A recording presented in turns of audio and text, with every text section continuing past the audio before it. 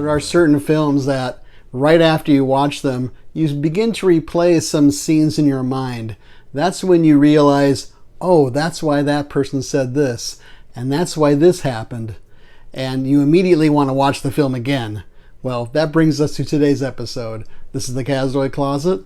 I'm Kazdoy. That's my closet full of all the stuff that I love. And today, a film that should definitely reward repeat viewings. And it may also be the best crime film you've probably never seen. Let's check it out.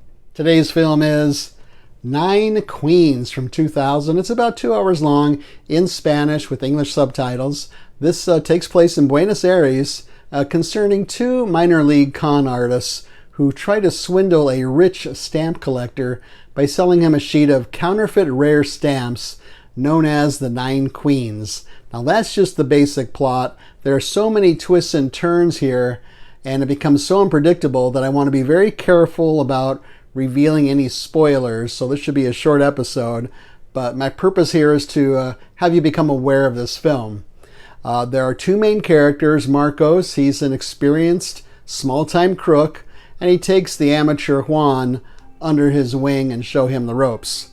The first 30 minutes or so of this film, I'm mostly concerned with Marcos showing Juan how thieves on the streets of Buenos Aires are swindling and stealing from unsuspecting pedestrians, reminding me a little bit of a sequence from the film Pickpocket. The style of the film is fairly low budget, I think, with many scenes shot on the busy streets of Buenos Aires with natural sound. It looks like they must have used hidden cameras or something, because none of the many pedestrians walking by are looking at the camera at all, which sometimes you see. And it's mostly shot in sunlight, and I think probably all of the films are shot in sunlight just about, except for some interiors. There's lots of handheld camera being used here, and it all takes place in maybe the span of 24 to 48 hours. There are some noir elements. I was going to say this is the best film noir you've never seen, but I think it's more of a crime film because it doesn't have the visual look of film noir. As I mentioned, the strongest qualities of Nine Queens of this film is that it has a very tight plot, moves along very well. It's unpredictable, lots of twists and turns, good moments of tension as well. And kind of noirish in that we have people living on the outskirts of society, and everybody seems to have an angle. Everybody seems to be on the take, or they want to be on the take in this film. So what's interesting is just when you think it's over, like there were about 20 minutes left in the film, I thought, what else could possibly happen? In the last 20 minutes, a lot happened. There's good chemistry between the two lead actors. You get the feeling throughout that these two guys are in over their heads because the scams they're pulling, they make maybe $50, maybe $100 at the most. So this is a big payoff for them, and their biggest score by far. Fabian Bielinsky wrote and directed Nine Queens. He graduated from the most prestigious film school in Argentina, died tragically young at the age of 47 from a heart attack. He directed only one other film after this, and that was this one here, The Aura from 2005.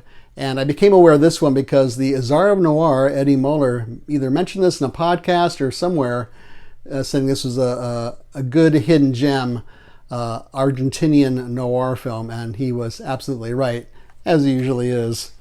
But Ricardo Darín stars in Nine Queens. He also starred in The Aura, the other film.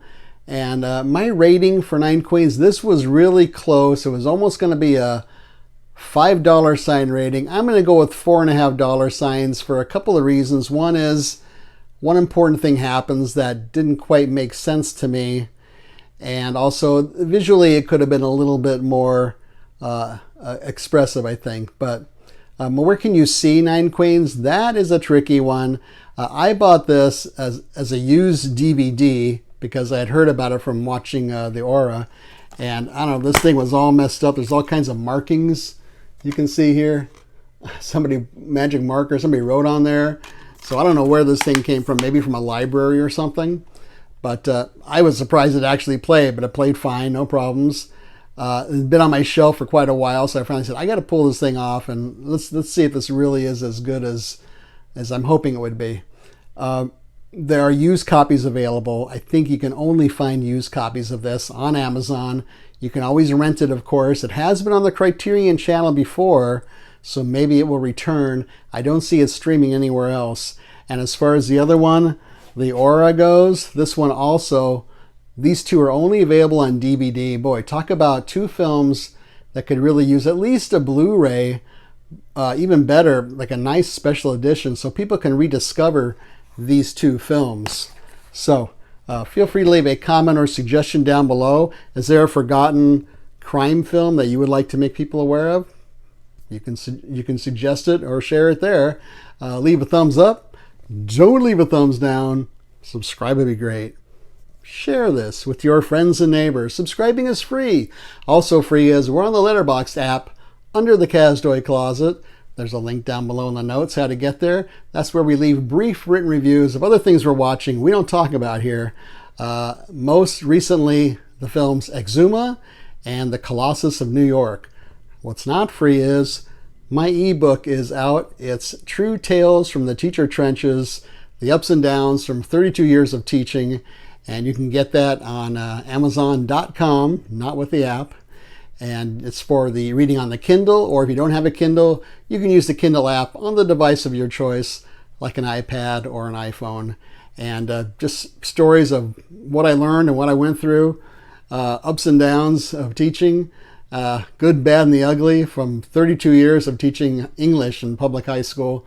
It's going to set you back for the low, low price of $1.99. So hope you like that. Hope you like this episode. Thanks for watching. See you next time.